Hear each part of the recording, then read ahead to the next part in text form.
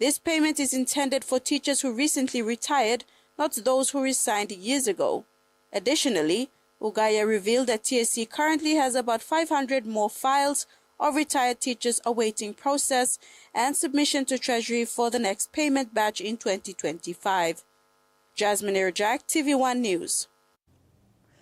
A group of people, including a health worker, a teacher and students in Western Province near the border of Hela and Southern Highlands provinces, were kidnapped by a group of men yesterday morning, Monday, 12 May 2025.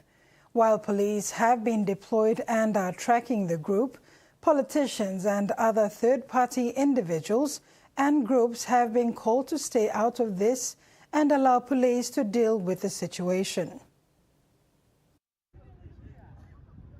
Police Commissioner David Manning confirmed yesterday in a statement that police were tracking a group of men who kidnapped a health worker and his wife, an elementary teacher and his wife, and some students. With more than 24 hours gone, no further updates have been provided by the police at the time of running this news report. However, in the statement yesterday, Commissioner Manning said specialist police with experience in dealing with domestic terrorists are working to bring the hostages out safely. He said security force and resources have been deployed to the area and police are in contact with local communities and are following the movements of the group. The Commissioner described this as an act of domestic terrorism and assured that police will enact the new domestic terrorism law to the fullest to deal with this matter. Under this law, security personnel are authorized to use full force against the kidnappers if the hostages are not released safely. Manning said such attempts by criminals to terrorize people in their village and the kidnapping of innocent men, women and youth taken from their homes will not be tolerated.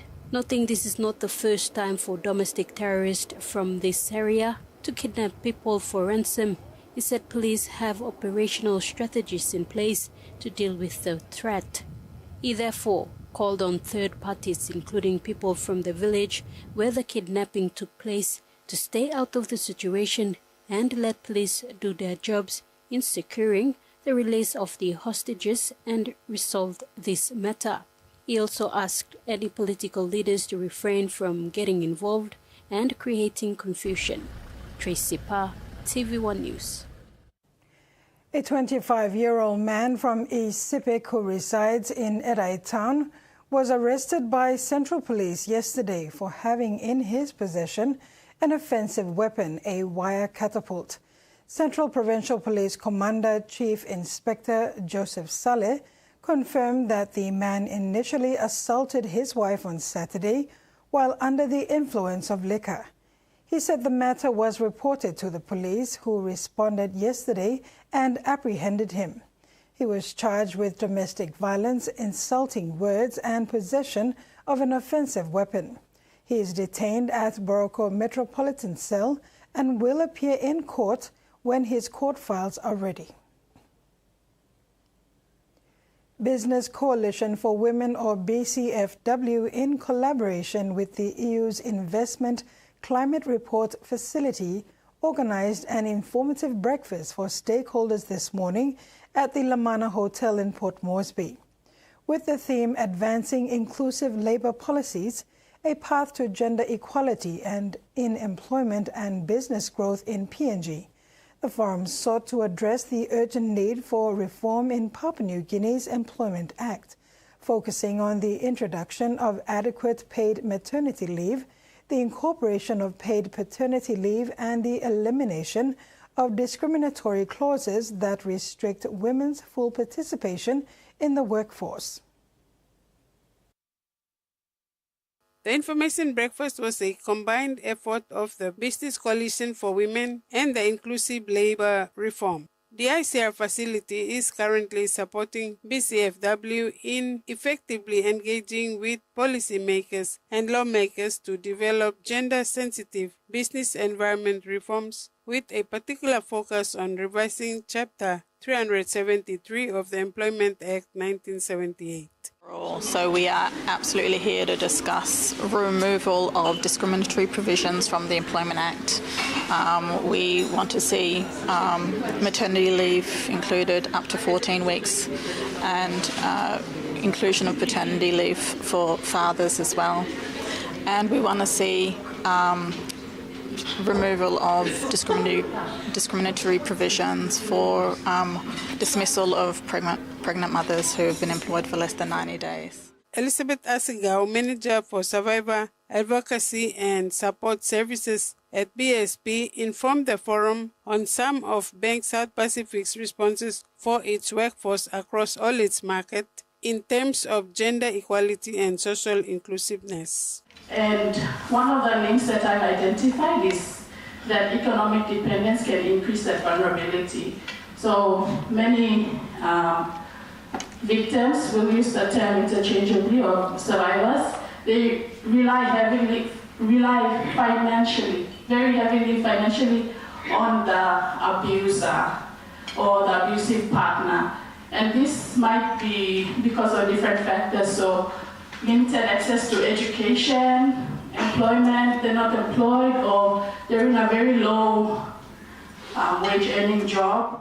Kennedy said BCFW employed two key pieces of research. One was employee-supported childcare, and the other was the labor market survey they did nationwide, with over 2,000 participants, both men and women from all regions, which helped them to call for legislative changes to the Act. And within that research, it identified that there were some significant barriers for both men and women, either entering the workplace or being retained within the workplace. So we knew that we had to start focusing on care policy provisions and looking at what's in the Employment Act currently and what could be supporting both mothers and fathers in employment. Frida Kana, TVWAN News.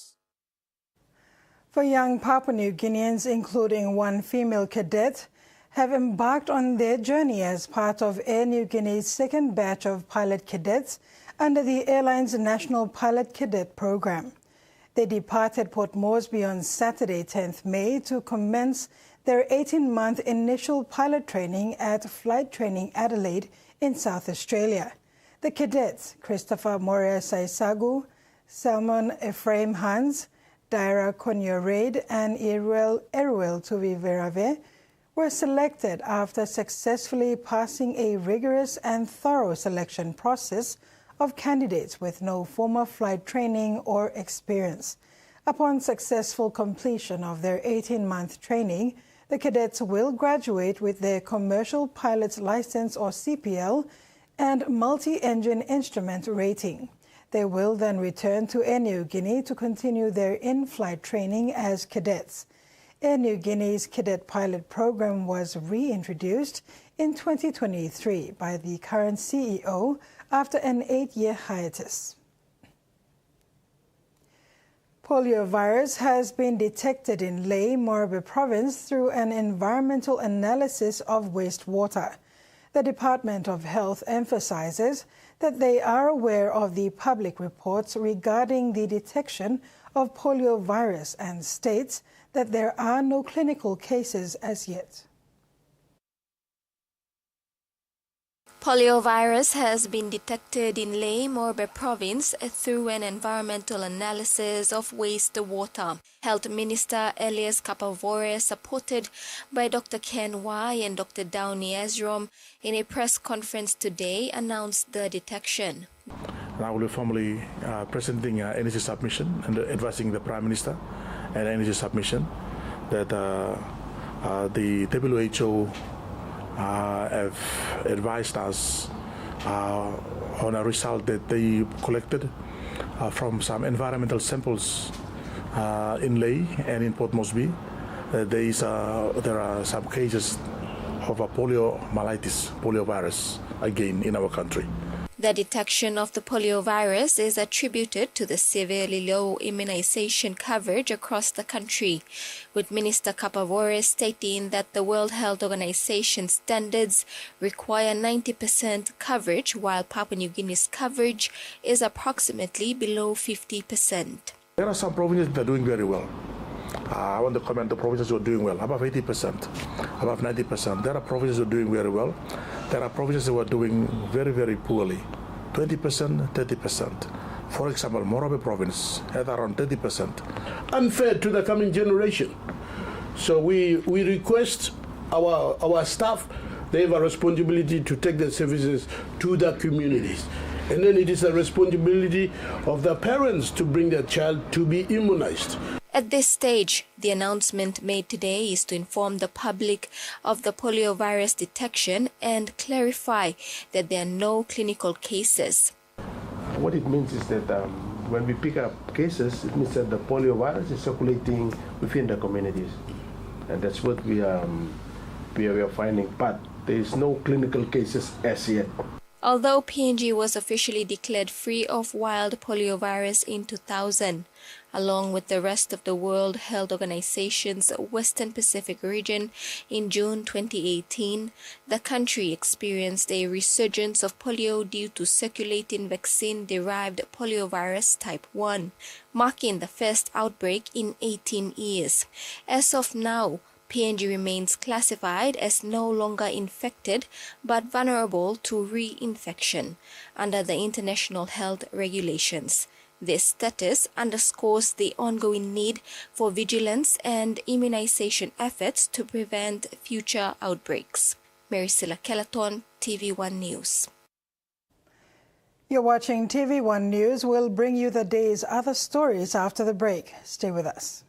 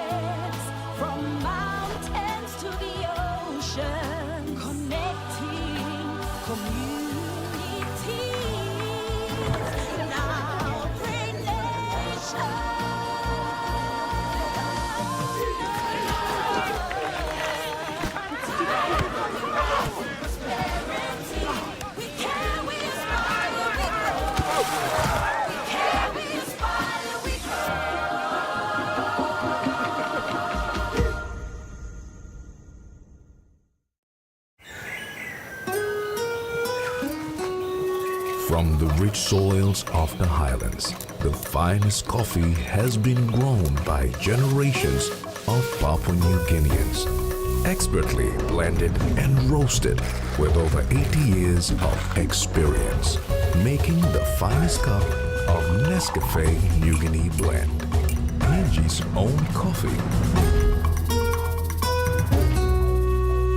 The Toyota JD Hi-Ace bus comes in 14 and 15-seater high-roof luxury model powered by 2.8 liters JD engine for optimal performance output, fuel efficiency and quietness, designed with improved safety features and easy maneuverability for tire steering angle. The Hi-Ace lift suspension and annular frame structure is opted for smooth ride, comfort and safety. Experience the ride on the Hi-Ace bus and experience the Hi-Ace pride, the bus that exceeds all expectations.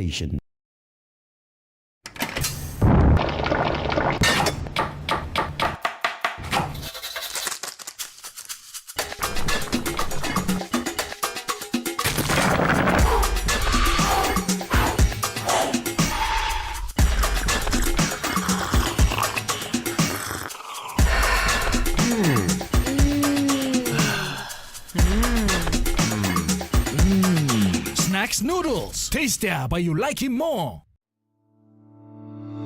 Hurry PNG and enter today to be considered for the 2025 Power Play PNG Awards. Brought to you by ExxonMobil and the PNG LNG project, these awards recognize exceptional Papua New Guineans making significant contributions in the LNG and decarbonization industries. Could you be Papua New Guinea's next great power player? There's only one way to know. Enter now to find out.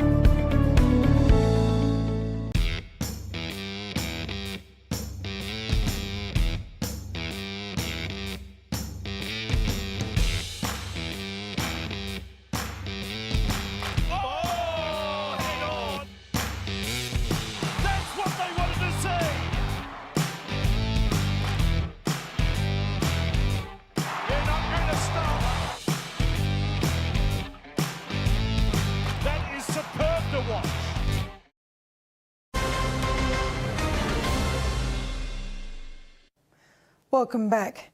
3 inspiring Papua New Guineans have been awarded for their innovative creations in the 2025 Lily Homemade Micro-Business Competition. Chosen from 150 entries, the winners, Carol Cholai, Geno and Nicola Boas, were recognized for products that improve lives using local resources. Breast cancer survivor Carol Cholai developed a one-sided mastectomy bra and care kit to help women recover with comfort and dignity. Geno created an eco-mulch from processed betel nut husks, reducing waste while enriching soil and creating youth income opportunities. Agronomist Nicola Boas introduced a herbal blue salt made from butterfly pea flowers, offering a healthier option for people with diabetes and high blood pressure. Each winner received 2,500 kina each, cash, business setup support, and mentoring under the PNG Oz partnership. With an aim to provide income-earning opportunities for unemployed youths in the city, Brian Wafi, often referred to as Farmer Wafi, has been engaging unemployed youths at his mangrove farm in the outskirts of the city along the Pari village. With a background in law, Wafi transitioned to farming, aiming to create economic opportunities and address food security challenges in Papua New Guinea. Owner of Mangrove Farm, Brian Wafi, abandoned his 8-to-5 job to return to the soil and create employment for the unemployed and disadvantaged. He is now issuing a challenge to educated elites to create avenues for youths to get a job and help the government to address the youth employment burden in the country. He said his aim is to create a conducive environment that motivates youths to get involved in farming, for in areas they are good at. It's more like what you can do for your country, or not, but not what the country can do for you. So we did have done the farming gospel, if I say, getting our young people, motivating them that if we can grow 60 bananas or 100 bananas, if we sell them for 20 kina, we can make 10,000 kina. We don't need to sit in office to get a paid job. So Wafi leads initiatives that focuses on training young people in practical agricultural skills. Through programs such as the National Capital District Commission's Urban Youth Employment Program Phase 2, he has trained over 600 youths in various aspects of farming, including poultry farming, aquaculture, notably tilapia fish farming, pig farming, cultivation of crops like bananas, cassavas, vegetables, pawpaw, and watermelon. Each training intake involves more than 100 youths, providing them with hands-on experience and the knowledge needed to start their own agribusinesses. After completing the program, youths are encouraged and supported to register their own cooperatives, enabling them to operate independently and contribute to the local economy. People from all over Papua New Guinea, 19 provinces, coming here and pursuing the farming dream. So I like to see that in farming, it's all about leadership. You have to motivate them. If there's no motivation, someone can only plant 2 bananas and go and sleep. But if someone gives them hope, they can plant. One person can plant up to 100 bananas. Because hope. Human beings are meant to be trained to be motivated. Mr. Wafi's approach emphasizes sustainability and economic self-reliance. The program is designed not only to impart farming skills, but also to foster entrepreneurship among young people. By creating surplus produce, this youth-led cooperative supplies affordable food to local markets, targeting low-income earners. Street now. Can even kisim pa karonem opportunity. So mpa accepting na kam mpa line.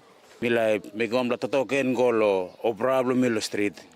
O lokan stop osem. Ol tumas benim ol samla mi blakam osem na mi blastap emosem. Mi blakam line san la good blasanin inside le so. Ol tumas try lo benim slap Walk about them in Samla youth scam logan. The farm also provides markets on weekends and offer fresh produce, fish, chicken and eggs, making healthy food more accessible to the community. Mr. Wafi's broader vision is to transform Port Moresby into the food bowl of Papua New Guinea, ensuring food security and economic resilience. He also demonstrates innovative agricultural practices such as integrating fish farming with crop cultivation. Freddie Moe, TVWAN News. Students from Kopkop College in Port Moresby embarked on an educational visit to a Wafi's mangrove farm today with the aim to enhance their understanding of environmental conservation and the vital role mangroves play in local ecosystems. Leaving the classroom for the field, the students engage in various activities, including learning about the ecological significance of mangroves in protecting coastal areas, supporting biodiversity, and serving as a crucial habitat for numerous species. They also explored the benefits of mangrove conservation for climate resilience and community livelihoods. Coming to the farm, learning about the different animals and different ways in which Mr. Wafi uses these different streams of revenue to build this farm is truly incredible. Being here at Wafi Farm, I wasn't aware that there was a farm in this particular area of Pari, and it was quite a surprise when I realized that it was as developed as it is, and that Mr. Wafi has more plans for his farm. And the fact that this farm supports the Urban Youth Development Program by taking in more than 500 plus youth at a time. It's something amazing, really, and it made me realize that there are a lot more paths that I can take as a student leader. The visit provided an opportunity for students to connect theoretical knowledge with practical applications, emphasizing the importance of protecting natural resources. This experience not only fostered environmental awareness among the students, but also inspired them to become advocates for sustainability in their communities. Freddie Moe, TVWAN News. Two fallen Australian World War I soldiers have been honoured with new headstones in Papua New Guinea. On May 6th, the Royal Australian Air Force C-27J Spartan flew the headstones from Port Moresby to Kavieng, New Ireland Province. The restored memorials belong to Captain G.O. Manning and Private W.T. Addis, both members of Tropical Force. They were accompanied by Rowan Foster from the Office of Australian War Graves, or OWAG, which maintains these sites as part of Australia's commitment to honouring Commonwealth servicemen. War graves like those of Captain Manning and PTE Addis are continually maintained by the OAWG to ensure that the sacrifices made by Commonwealth sailors, soldiers and aviators are remembered by future generations. BSP Financial Group Limited has reaffirmed its commitment to environmental sustainability with a 40,000 kina sponsorship for the 2025 Trash to Treasure Sculpture Festival, which runs from June 5th to July 5th at the Port Moresby Nature Park. The official sponsorship presentation was attended by BSP's General Manager, Corporate Affairs and Community and Retail General Manager, Harry Rabura, and Park Chairman Lorna McPherson, who both emphasized the importance of corporate responsibility in protecting the environment. The festival transforms discarded waste into stunning sculptures for marine life, birds and reptiles, bringing awareness to plastic pollution and encouraging recycling. Through its Go Green campaign, BSP continues to promote community engagement, with this year's festival also featuring school excursions, environmental education and weekend off-site banking opportunities for students. Nature Park CEO John Paul Houston expressed gratitude for BSP's ongoing support, calling the partnership a creative and powerful platform for environmental change. The International Organization for Migration, in close coordination with the national government and with support from the U.S. government, is assisting the development and rollout of a community-owned ward development plan in Hiwa Tumbiali area in Hela Province. The ward development plan was officially launched on 15th April. Home to more than 3,700 people, the ward has taken an important step forward, realizing its development aspirations through inclusive participation and grassroots leadership. The plan aims to promote inclusive community-driven development while strengthening disaster preparedness and resilience at the local level. And now for the finance news. The kina closed unchanged at $0.2446 in the interbank market. At Bank South Pacific, our kina was buying $0.2371 US dollars, $0.3698 Australian dollars, $0.2060 euro and 34.85 Japanese yen. Looking at commodity prices at New York close, copper and crude oil closed higher, gold, coffee, cocoa and palm oil closed lower, copper closed the day unchanged. And on the stock market, the Dow Jones closed higher, ASX closed higher and all ordinaries closed higher as well. TV1 News continues after the break. Stay with us.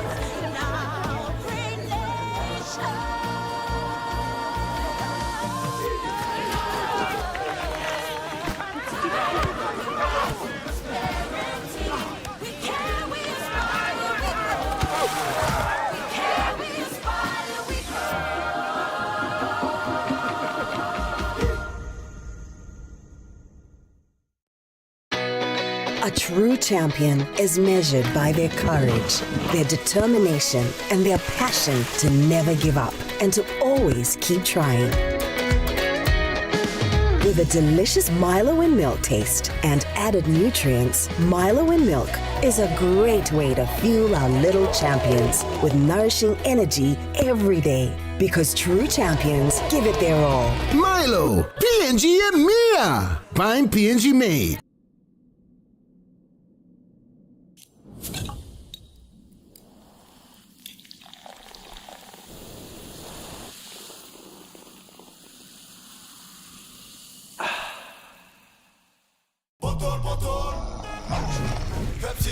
Tell him shorty come get it in. Come grind on me, but met it in. Mommy get loose, get loose, get loose. Pepsi in my hand, ice cold, no excuse. I tell him who's gonna bring that groove down. Pepsi with that fresh sound. Tell him who's gonna bring that groove down. Pepsi with that fresh sound. Pepsi, give me some Pepsi bottle. Pepsi, you like it? Pepsi, you like it? Pepsi bottle. New Fabuloso multi-purpose cleaner with an irresistible fragrance that lasts all day long, creating a field of flowers in every corner of your home with an irresistible fragrance that lasts and lasts all day long. Fabuloso Irresistible Fragrance. You sabi tu awesome condom and wambla way where you can abrusim seek HIV, STI na unplanned pregnancy? Tingim, use him condom long right way. Stop safe na look out him you yet. Use him condom all get a time. Suppose you no save long HIV status long partner blog you or suppose you got plenty partner. Use him condom good all get a time. Long haborusim seek HIV, STI na unplanned pregnancies. Use him condom banisim you yet na future blog you. This platok save ikam long National AIDS Council Secretariat.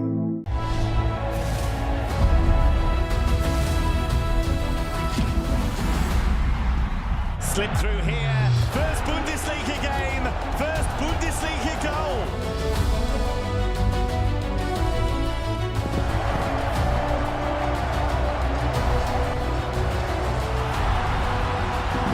They've snatched a point right at the end.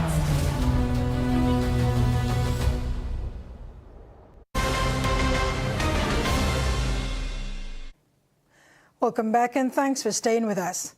Patients and staff of the Port Moresby General Hospital's Labour and Postnatal Ward received early Mother's Day gifts on May 9th from female staff of Oil Min Holdings Limited, Nature's Cafe and joint venture partners Jerry Lai, Pujari Field Services Limited. The group delivered 39 cartons of essential supplies including diapers, baby wipes, soap and sanitary items. A special cake donated by Nature's Cafe was also presented. Oil Min's Deputy Manager for Procurement and Logistics, Vicky Moab, said the visit was a gesture of love and appreciation for mothers and the hard-working hospital staff. In Milne Bay Province, the ancient sounds of the Australian Aboriginal didgeridoo have found new life in the Duao language through a local band's performance.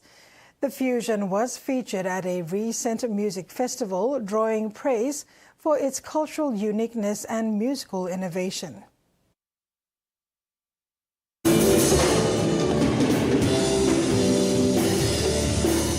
A haunting yet powerful sound echoed through Alotau over the weekend as the 2/8 band stunned audiences at the Milne Bay Out Loud Music Festival with their track Igu Kasa Dawa. What made it special? A didgeridoo accompaniment in the local Duao language.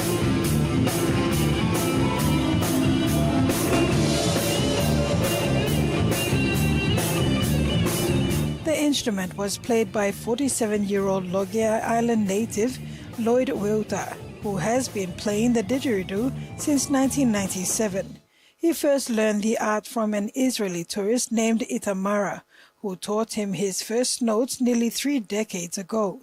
Lloyd Wilter said that at first it was difficult, but he kept practicing, and for 3 years until he played live for the first time back in his home on Logia.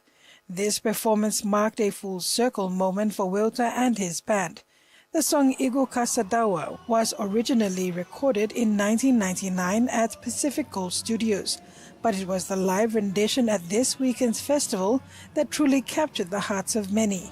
The festival also featured iconic PNG music artists such as Sir George Telek, DJs Patti Potts Doi, Danielle, Archie Tazi, Richard Mogu and Daughters, and Sauguts, who shared the stage with rising Milne Bay musicians.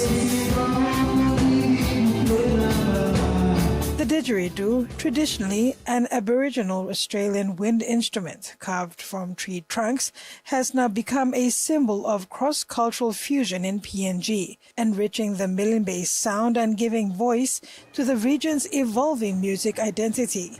Lloyd Wilter's didgeridoo may have been born in the Australian bush, but in Milne Bay, it's now speaking the Dual language, a perfect harmony of culture, tradition and innovation.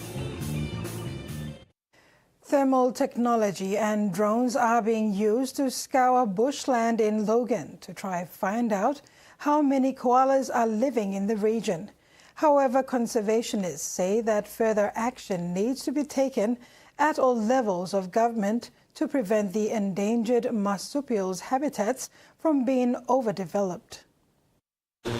Using the latest tech to search for an endangered icon. When we're flying at night, everything is dark and we'll see a thermal signature of any animal or bird in the tree, and it's like a light bulb in the tree.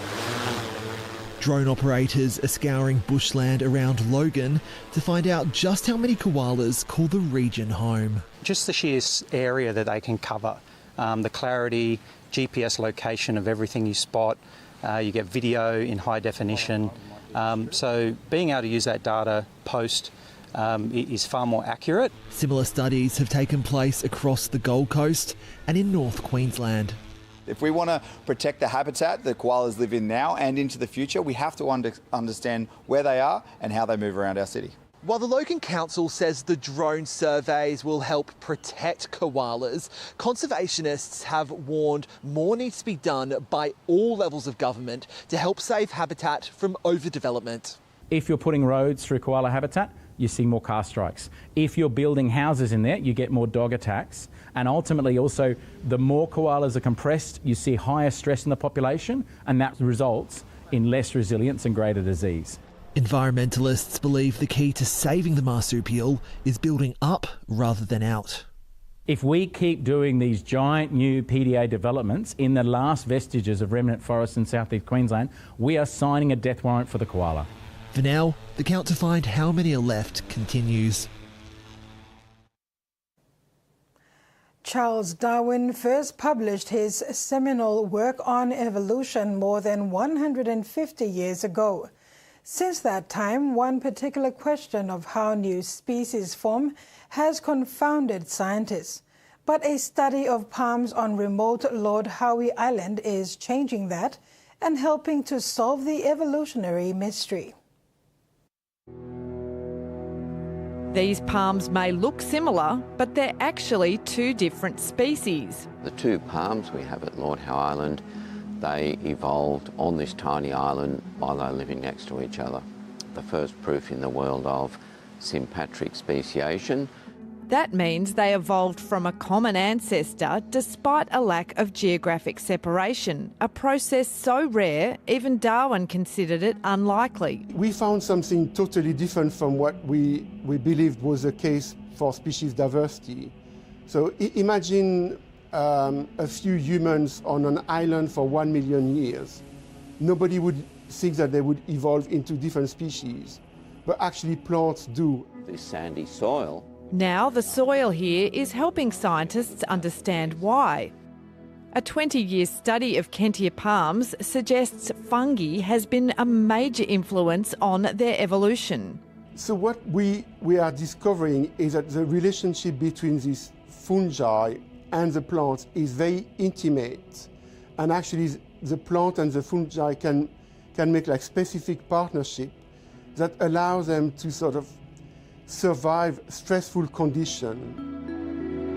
And Lord Howe Island's isolation from human contact until the late 1700s is providing the ideal scientific control. Lord Howe Island is like a natural laboratory for evolutionary biology. So this is the controlled environment of the experiment.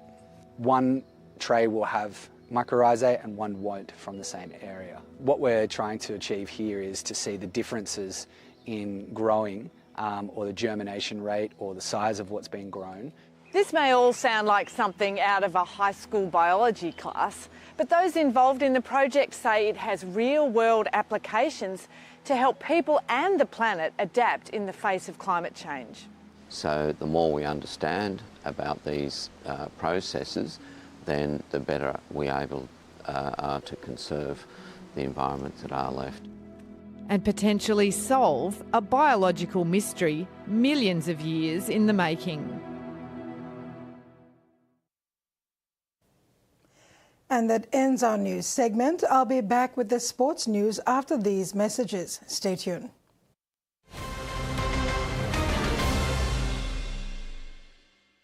For Simon, life is simple. Dreams seem distant, yet hope remains.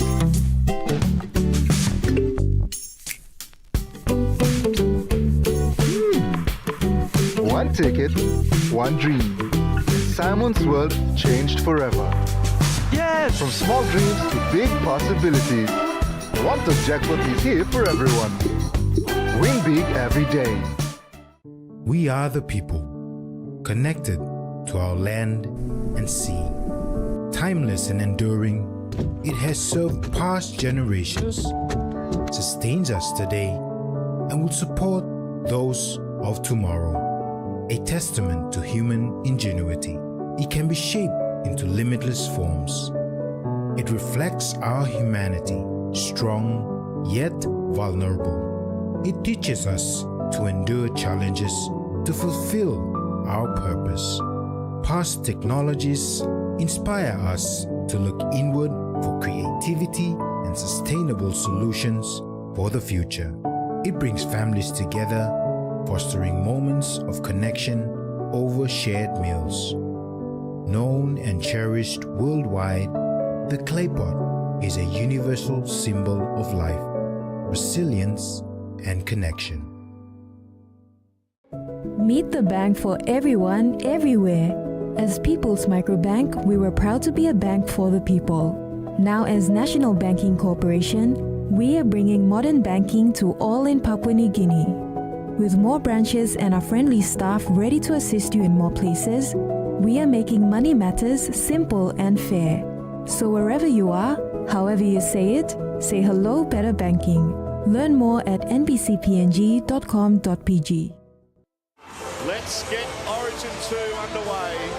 Will it be Blues glory or will Queensland send us to a decider?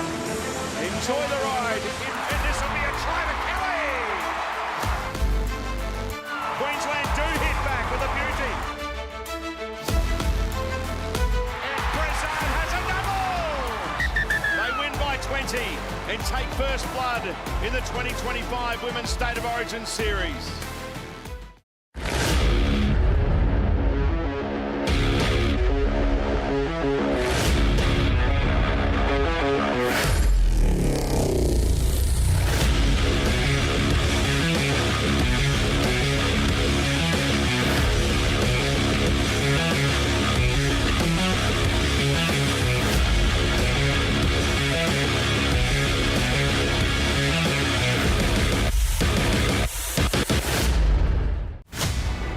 We're in the middle of a drug lab. We need to get out of here. Mr. Gunner, do what I say. I will let them and you go. Your son took my boys. You're planning to trade me for him. If he hurts my boy, then I'm gonna kill you. Kill everyone you know. Take him out! Ooh, it's a lot of killing for one man. Gunner.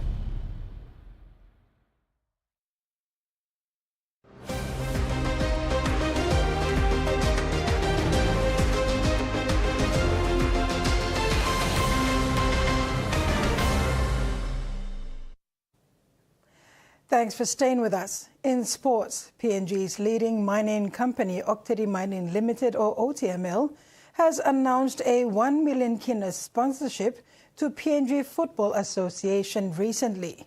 This sponsorship is aimed at developing grassroots football in the country and elevate the standard of football.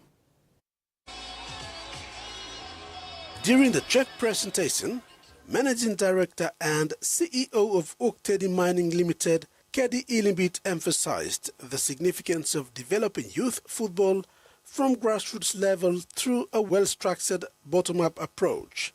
Ilimbit said his enthusiasm for the partnership underscores the strategic initiatives established by PNGFA to engage players as young as 5.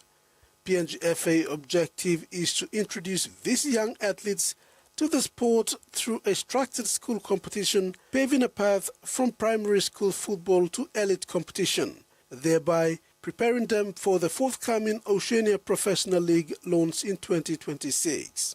He noted that establishing a player supply chain to support the demand from the Oceania Professional League is commendable and represents an exceptional strategy.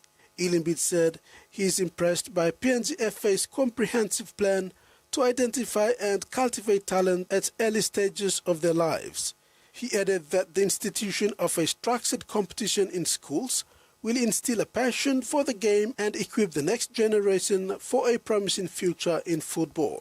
Papua New Guinea Football Association, under the leadership of President John Capinato, extended its appreciation to OTML for its generous sponsorship and vision in fostering the future of football in the region. PNGFA is expected to introduce kids to kick-in futsal, graduate them to play at the school competition, and then to the youth national competitions. Once they're 18 and 19, they can crack the premier competition on the PNGFA platform. When playing for the PSL, they have the opportunity to play in the Oceania Professional League set to kick in next year. Rex Litter, TVWAN Sports. From the 24 clubs that expressed interest in being part of the OFC Professional League set for January 2026, OFC has confirmed that 13 will continue to the club licensing phase, including 2 teams from Papua New Guinea. Two soccer clubs from Papua New Guinea, the names yet to be released, are part of 11 clubs from 6 OFC member associations to progress to the next phase of the OFC Professional League next year. 4 teams come from New Zealand, 2 from PNG and Fiji, 1 each from the Solomon Islands, Tahiti and Vanuatu, with the other 2 clubs from Australia. The 13 clubs will be reduced to 8 for the 2026 competition. There will be a maximum of 2 entries from a single OFC member association and 1 from Australia. The competition will feature 8 teams and run from early January until the end of May, with each club playing a minimum of 17 matches. OFC said any club that wants to participate in the OFC Professional League 2026 must meet the requirements to receive an OFC Professional League club license. It expects the quality of submissions to continue at the same level as seen in the first phase of the club application process. In August, the OFC Club Licensing Committee will pass on its recommendations to the OFC Executive Committee with confirmation of the 8 selected clubs to participate in September. Susan Oreape, TVWAN Sports. In this year's Gerhu Firelight Rugby Sevens, the tournament is expected to host over 20 teams, with half of the teams from outside of Port Moresby. This major event is again set in November, but there will be a lead-up qualifying tournaments. Founder of Gerhu Firelight Rugby Sevens, Rawali Bokuik, said the date for the tournament is set in November, and the committee plans to talk to the provincial unions to hold lead-up tournaments so that 2 of their best teams can participate at the Firelight Sevens. The MBB Marlins coach said, following the successful tournament last year, they have witnessed some positive changes in their communities and are keen to continue this tournament. He urged the corporate entities in the city to support them when they host the event. And then depending on fields, last year we used the Sir John Guy Stadium. We're seeing if we can, if we have a sponsor for coming to NFS, and then we work our way from there. But otherwise, we're looking at 28 men's teams, and then we work on the juniors and the ladies. Oh, well, this year's tournament we are working on experience. So basically, the takeaways from us were last year was play experience, support the experience. How can we make that more fun, more better? And then one of them is the formats, entertainment, those things that we're trying to push basically for this year. And finally, former Ley Tigers captain and new PNG Hunters recruit Zebedee Kip is making significant strides in his debut season in the Queensland Rugby League competition. Since his first game in the opening round, the young Western Highlands prop has demonstrated impressive commitment and work ethic, earning praise from coach Paul Eiton. Over the past 8 rounds, Kip has consistently maintained his position on the team, whether starting as a run-on player or coming off the bench. His passion and consistency have proven essential as he adapts to the high standards of competition. Following a stint with the Ley Tigers during the bye weekend, Kip has rejoined the Hunters as they prepare for their upcoming Round 9 match against top-ranked North Devils in Brisbane. Kip is looking forward to the challenge posed by the defending premiers, acknowledging the experience of the Devils' formidable forward pack. Coach mentioned it, that there will be tough because they are top of the table and then they have good forwards. Like their tempo in tackles and things will be more controlled, so it will be a tough game for us. Since coach have already mentioned it, I think leading towards it we are away, and then probably our training, we normally trust our process, so definitely it will buy for us. Kip also took the opportunity to play with the Tigers over the weekend in Means against the 2024 premiers, the Eagles, not only to maintain his fitness, but also to show appreciation and loyalty to the club that developed him. That's where I came from, and I felt I had a responsibility to give back to my club. So yeah, on the weekend I went back to Tigers. We had a game against Eagles at Minsk, and yeah, probably some senior boys had a break. For us, it's first year, and then coming off like fresh from the club that raised us up. So I felt a bit responsibility for me to go back. So I went back on the weekend, and yeah, I played the Tigers. Facing the Devils again this year, after last year's preliminary final loss, sets the stage for an exciting matchup. Regarding the influence of Hunters captain Ila Alu on the young team members, Kip spoke highly of Alu's leadership, both on and off the field. Ila Alu is a true leader. He doesn't lead only on field, but off field also. His words is like, he's a very tough and very resilient guy. Watching him leading, talking, and these things really motivates me. As a young man, I feel very motivated. When he talks off the field and he goes in, he leads by examples. That's the thing I admire about Ila. As the young prop continues to impress, he has once again earned his place in Coach Paul Aiton's 17-man squad for the upcoming Round 9 clash against the North Devils. Rex Litter, TV1 Sports. And that ends the sports segment. Now for the weather forecast.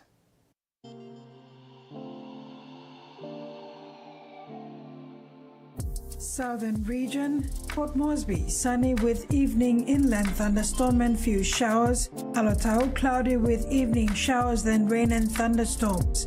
Momase, Lae, partly cloudy with evening showers, then rain and thunderstorms. Medang, Wewak and Vanimo, cloudy with evening showers, then rain and thunderstorms. New Guinea Islands, Kokopo and Rabaul, few showers and thunderstorms, then partly cloudy.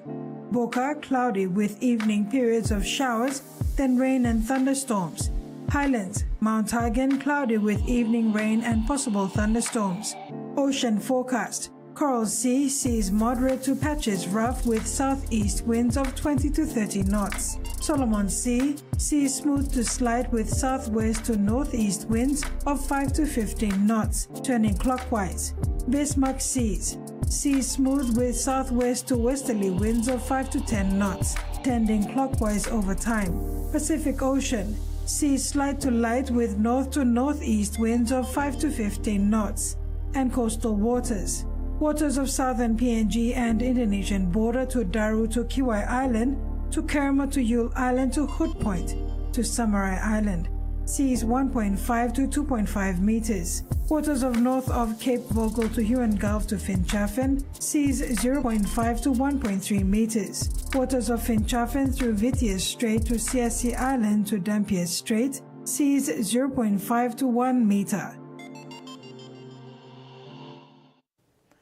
And that ends another edition of TV1 News. From the news team, pleasant viewing. Good night.